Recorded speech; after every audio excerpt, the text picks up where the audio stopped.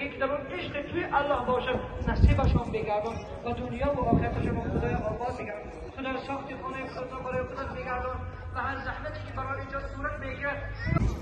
بسم الله الرحمن الرحیم. السلام علیکم و رحمت الله و برکاته به همه برادران و خواهران اهل اسلام. با فرارسی روز جمعه همتون خیر مقدم عرض میکنم و قبول طاعات و عبادت را از الله دارم و این مسجد شهر انگرسک و در حال ساخت و ساز هست و ما تا امروز الحمدلله که کارها جریان دارند و ما منتظر بعضی کارهای اینجا که مانند سورکه و اپلافکه زنی و همین کارها منتظر همین هستیم. انشالله که در روزهای نزدیک باز کار بیتانگیری داریم، منالیت هست، اسمپایز هست و همچنین دعا کنیم حوالم خوب باشد که انشالله که ما ادامه کارها را پی بگیریم و به همه اون دوستانی که خیر کردن از طریق کارتی که اینجا گذاشتیم، کارت اون مادر، دعا میکنیم که خداوند در این روز سعید همه طاعات و عبادات بندگیشون خدا قبول فرماید، در نامه اعمالشان ذخیره و روح ارواح گذشتگان شب پروردگار شاد گرداند و بازم انتظار دستگیری همه شما عزیزان را داریم. الله جزای خیرتون عطا کند. السلام علیکم و رحمت الله.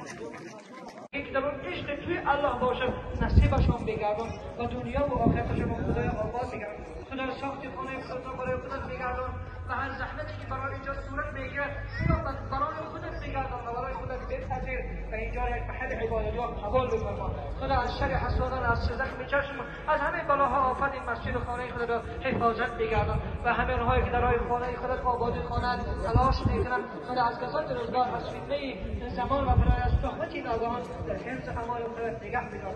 پروردگار جمعیتی با هر مقصدی دارن برآورده خیر بگردان، چه پروردگار دنیا و آخرتشون را آباد بگردان و خدا برای جمعیت ما در رمضان‌هایی که ما در همه طاعات بندگی کاران استوار بگردان.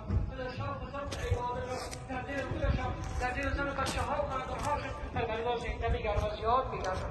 خدا پروردگار ملک و مملکت ما جمعه ما رو آباد بگردان، تیجی و امان را پایدار بگردان.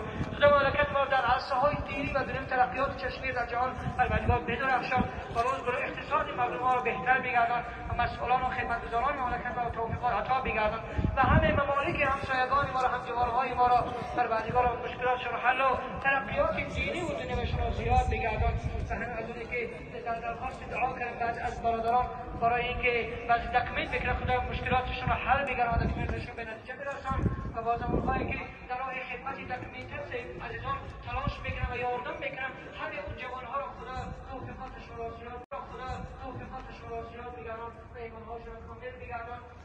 در این صحنه کشید پروردگار یک جوانی اگر خدا بهت لرزش بدامی به حیاوی افتاده است خدا اولا هدایتش بگردان و ثانیا خدایا همه جوانانی ما را، پسرانی ما، جوانانی ما را، جوانان خواهری ما را از عمل به حیاگی حفاظت بگردان و خدای هیچ جوان مسلمان را بدام به حیاگی زنا و فحش پروردگار داخل بگردان و هیچ بدنامی را در زندگی هیچ مسلمان را آمده و خدای همه را هدایت بگردان و خدا به همه توفیق درس گرفتن و عبرت گرفتن عطا بگردان.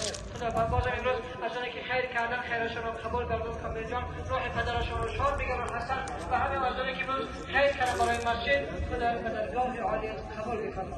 عاقبت ما را به خیر و خاتمه ما را با ایمان بگردان. اللهم صل علی محمد و انزله منزل المقرب عندك يوم القيامه برحمتك يا رب.